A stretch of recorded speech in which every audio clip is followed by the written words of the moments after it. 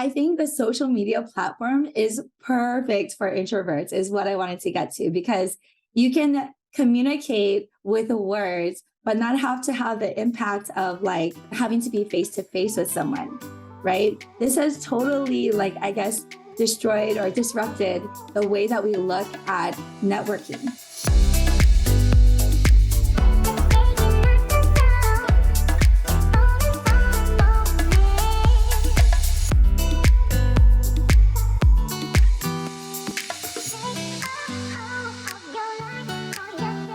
Welcome to the Raquel Show. This show is for entrepreneurs who want to play bigger in business and in life. And today I have a very special guest who I met over 13 years ago, believe it or not. And I met her through a nonprofit organization called ARIA. She's been in real estate for 19 years? Did I get that right? Hi, that's pretty good. And what I love about Caron is her ability to network and expand her circle like no other. Networking doesn't always come easy for a lot of people, especially entrepreneurs, but yet we know the importance and how necessary it is when it comes to building, growing, and scaling your business. And Caron is just one of those people who loves to travel. And if you follow her, you wonder, how is she able to continue to grow her business all while traveling? So I'm excited to have this conversation. Welcome to the show, Caron Ling. Thanks, Raquel. It's always great to see you. Always good to see you. So we're going to dive right into it. Have you always been the person that has always felt comfortable networking? Like, where does that all come from? Or were you that popular kid at school where you're like, you always just had a ton of friends? Like, I'm just curious. Well, I definitely have not. I was not popular in school, although maybe my high school classmates might disagree. I definitely wasn't. I was more like in the middle. You know, I played sports. I was a nerd. I volunteered. So it definitely wasn't like I was always in the mix. But I remember my grandma would always say to me, I worry about you catching the bus, because I would always catch the bus until like I graduated high school. And she was worried because I would talk to just total strangers. I would talk to anyone and everyone. But I think it was because I was an introvert and I just have, just talk to people, like, because what else am I going to do sitting at a bus stop, Yeah, so I wasn't like that. In my community, pretty much like if you're well networked, you probably went to like a private school like Iolani or Punahou. Punahou is where Obama went to, for anyone who's listening. And I happened to go to many different schools. So I went to public and private. I ended up asking my mom and begging her to let me go to the public school down the street from us because I wasn't a morning person. So it's kind of like, I think I've always known who I was when I was a kid, and it's gone into adulthood. I think that contributes to a lot of what people consider like good networking. Why do you think networking is crucial for business today?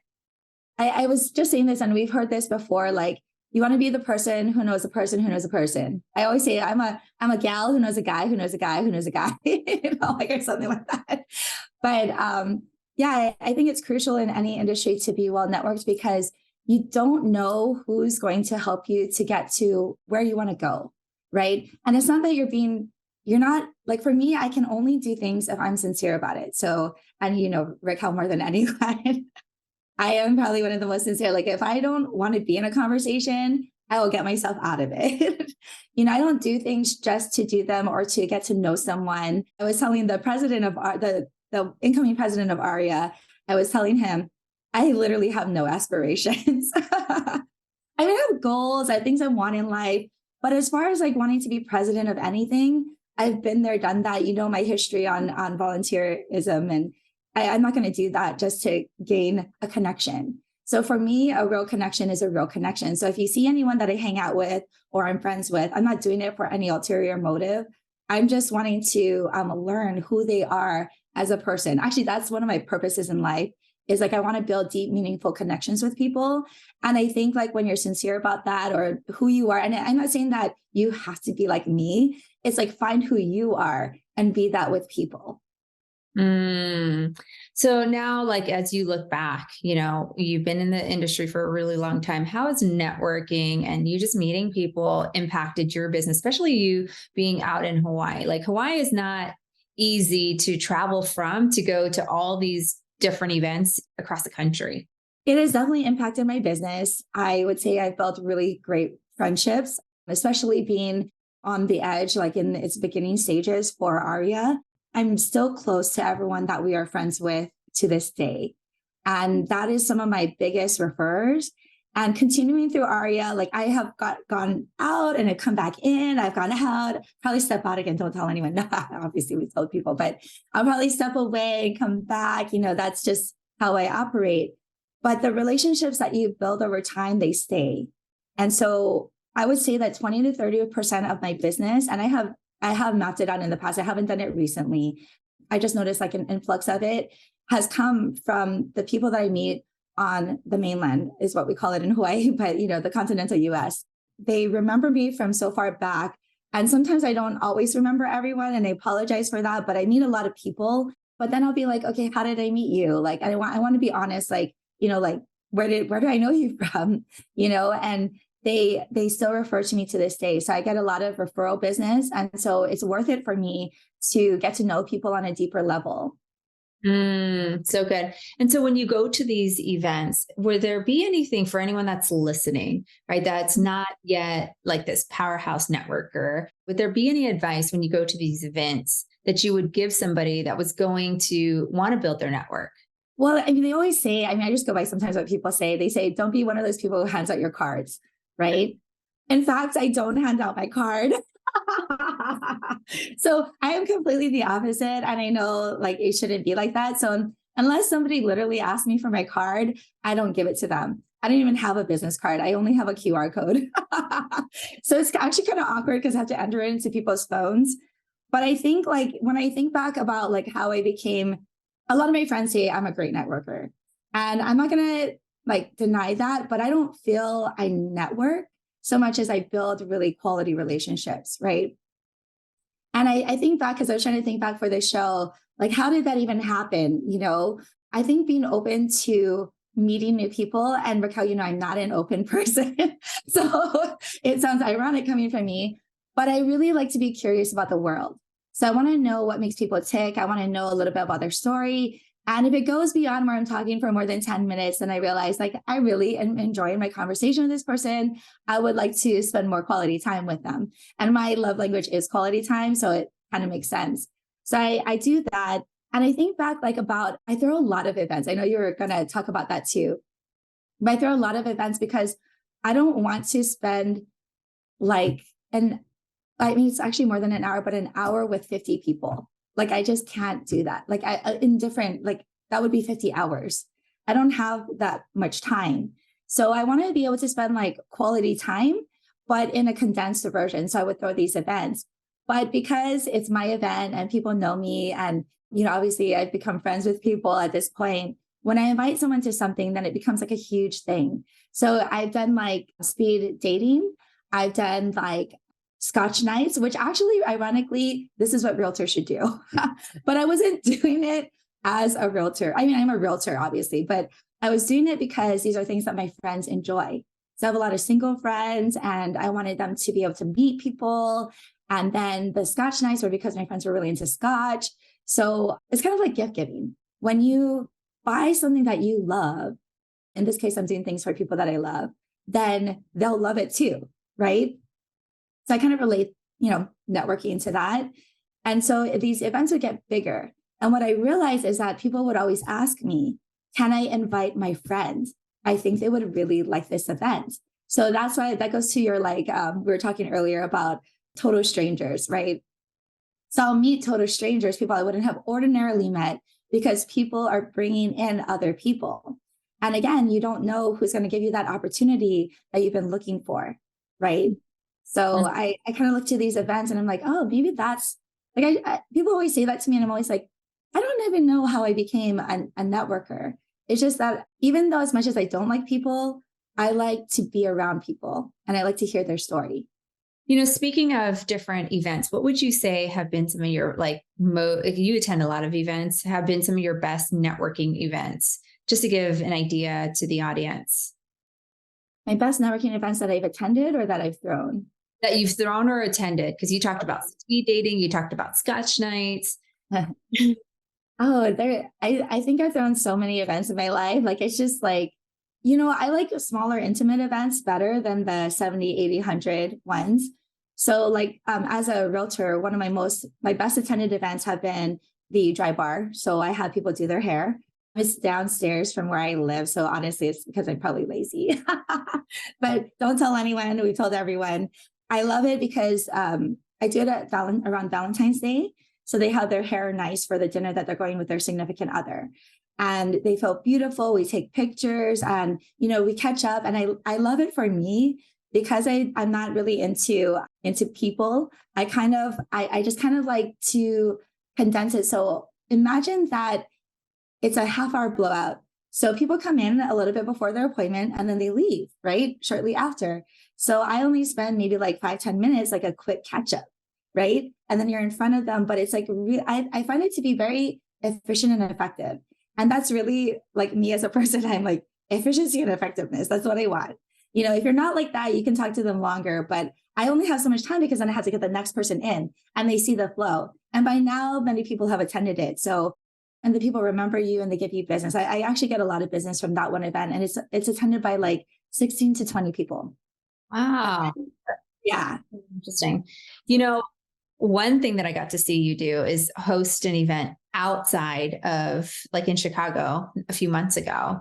And what I thought was really cool when you did this event is you didn't even know some of the people. Like how do you network? And you're like, oh no, I just known them from social media.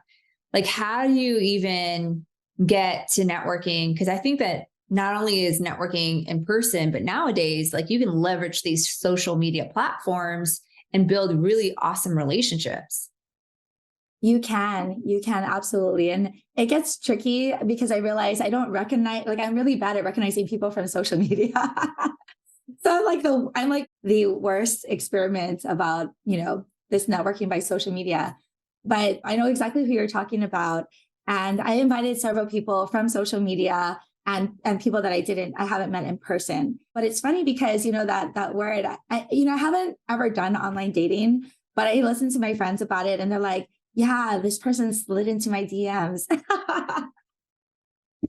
So I'm like, and because I love to learn and I love to teach, if people slide into my DMs and they want to know like about social media, what I do, how to get business, then it starts a conversation and then I'll remember their name. I think the key for me is like, if people I'm talking to, I take the time and in my brain, it registers their name, then I probably want to get to know them more.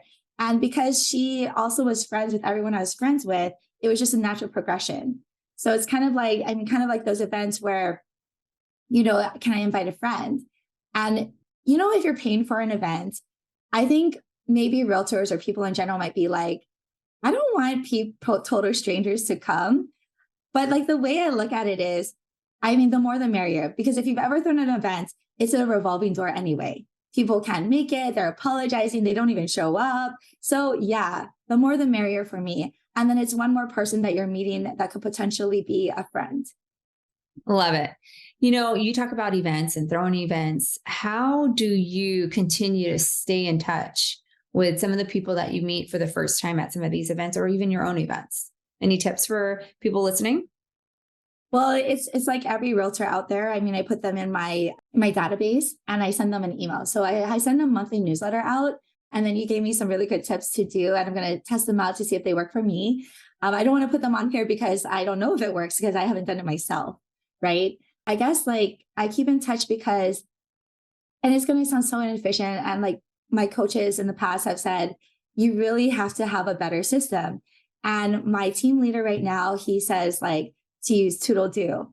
And in my head, I'm like, okay, I could do Toodle Do. But you have to, again, think about who you are as a person. I'm like, if I'm not sincere about thinking about someone, I'm not going to reach out. Like, that's just not how I am. So I literally think of people often. And then it might take me 2 weeks to reach out to them because I'm like, oh, do they want to hear from me? And I have no fear of reaching out. So it's not like I'm like, oh, do they want to hear from me? I reach out. But I think if I think about somebody like 2 or 3 times, then it's time to reach out.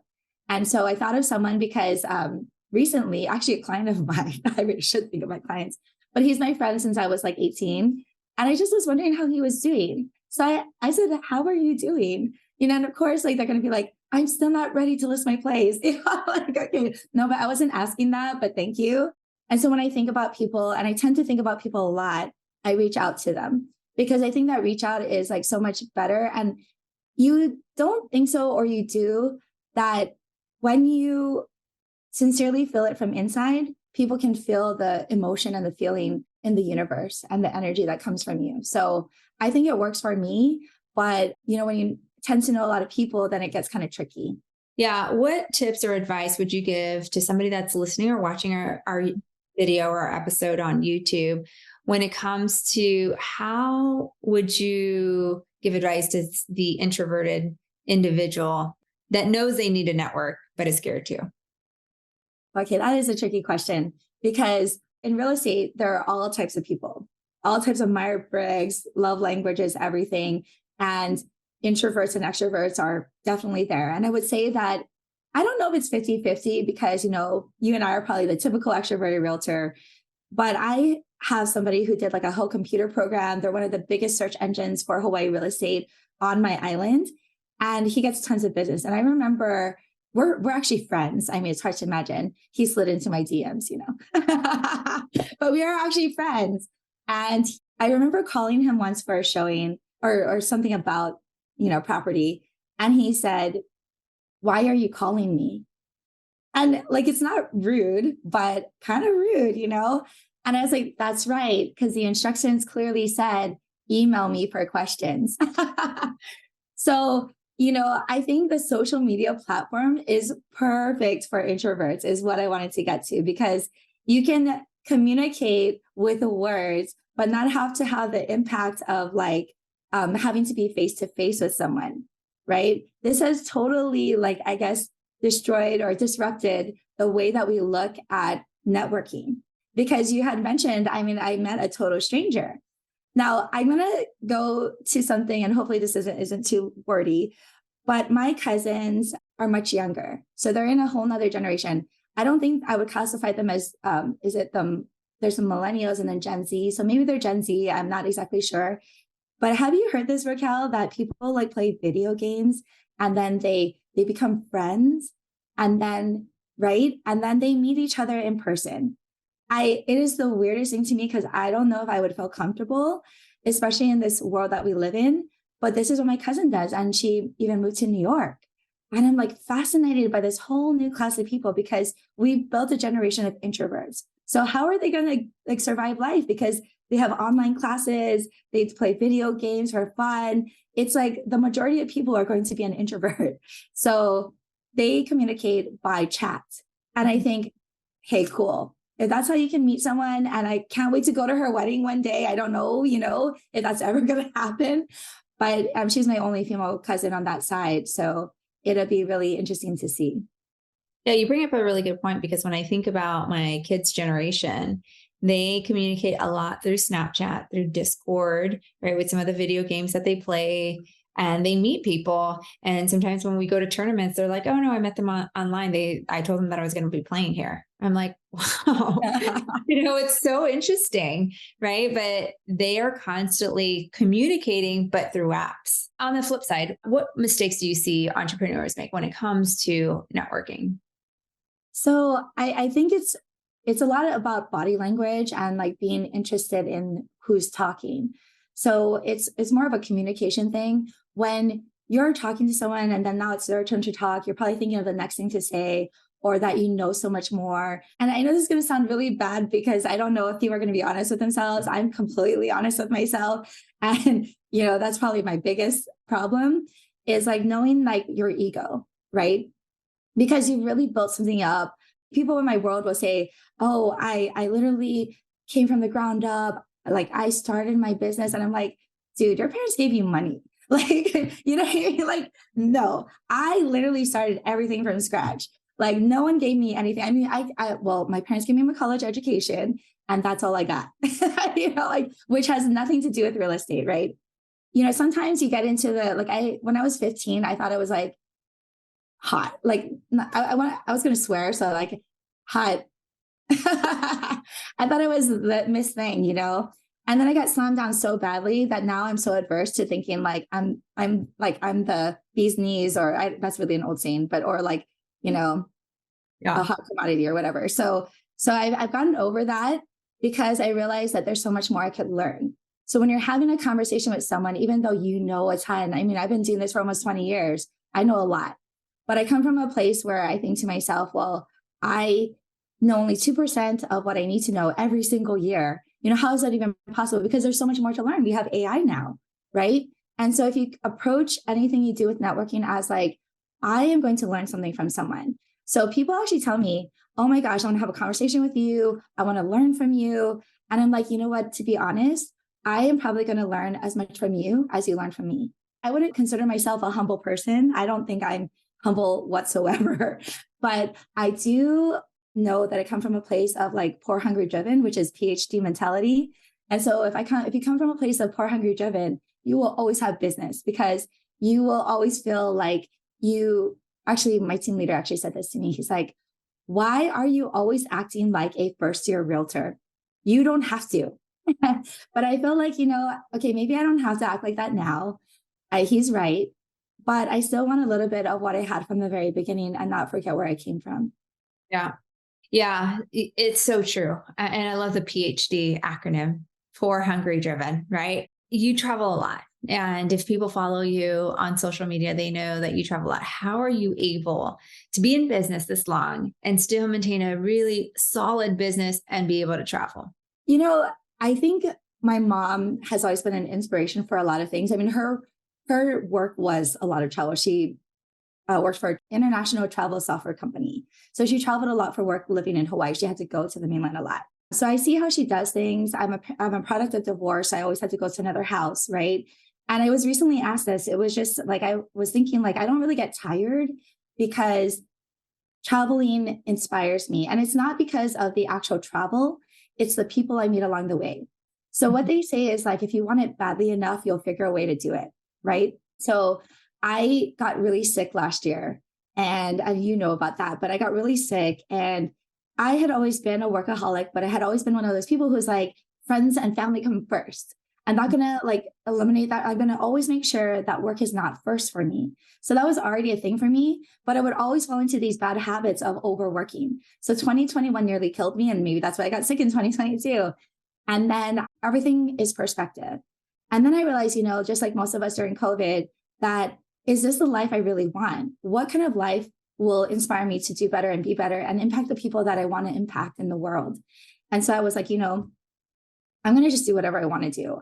And really it was just to see my family. They live on the East Coast. And then, so being able to do that and meeting people along the way, if I'm going to go 5 hours to the mainland, I'm going to stay there for 2.5 weeks, right? And figure out how to do that. So I have leverage. I mean, you always talk about leverage and I do have that. There's very few people that I work well with. And I found 2 people and they don't have ego. Like that's the thing is, like I said, what I figured out about you is you don't care what I pay you. You don't care how much work I give you. You just want to help me. And I'm so grateful for that. And I talk to them like, you don't have any ego. You should. Like you have, like one of them has 2 jobs. He is the director of marketing for a large church. And he still does real estate full time and works for me. And like whenever I need him, I said, oh, do you not want business? And he's like, yes, I'll take it, and it's always been coming from a place of like, not like, how can you serve me, but how can I serve you? Right. Yeah. And so we work really well together in that capacity and we all have no ego. And I've been so blessed, and I always tell people I'm lucky. And then my friends like put it back in my face and they're like, you're not lucky. Like you've designed and thrown it out to the universe. You've purposefully made it this way. And so, I hardly ever take credit for it, but, basically I've created this and I've wanted this for so long that it's finally here. Oh, so good. So many nuggets in there. It's like really trying to figure out. And I think at the end of the day, you can meet a lot of people, you can network with a lot of people, you're going to get a lot of ideas, but truly what it comes down to is what's the life like you actually want to build that's going to give you joy, that's going to make you happy. And happiness is different for everybody, right? And so you've got a lot of things going on. So what's next for Caron? Well, you know how I love Vegas. So I'm just going to take a real vacation. Like, I mean, I have friends that are realtors, so they'll probably be there, but I'm not going to, it's the only trip that I could probably have gone round trip and it's not work related. Hey, all right. Where can people connect with you?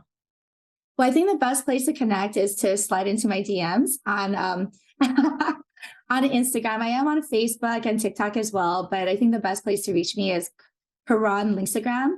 So my name, turn the car on, my last name Ling, and then Instagram. So Caron Lingstagram. Oh, love it. And we're going to put it in the show notes. And there's always one question that I ask every single person that comes on the show is, what does Caron like to do that helps you play bigger in business or life? I love to be around people as much as I say I don't like people. So being able to wake up during the day and be like, who do I want to hang out with today? And they're available. And would you believe it? They've always been available.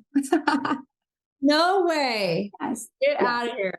Well, I love that. I love that you get to do that. And I love that it inspires you to obviously play bigger, because this is all about the show of like, how do we all play bigger, not only just in business, but in life. And I want to say thank you so much for being on the show, Caron. Finally, we made it happen. Yes. I super appreciate you, appreciate your friendship over like a decade. And I love hanging out with you. And I'm still I'm one of the chosen ones and lucky ones that get to hang out with Caron. So I'm excited to cheer you on in playing bigger, my friend. Thank you so much.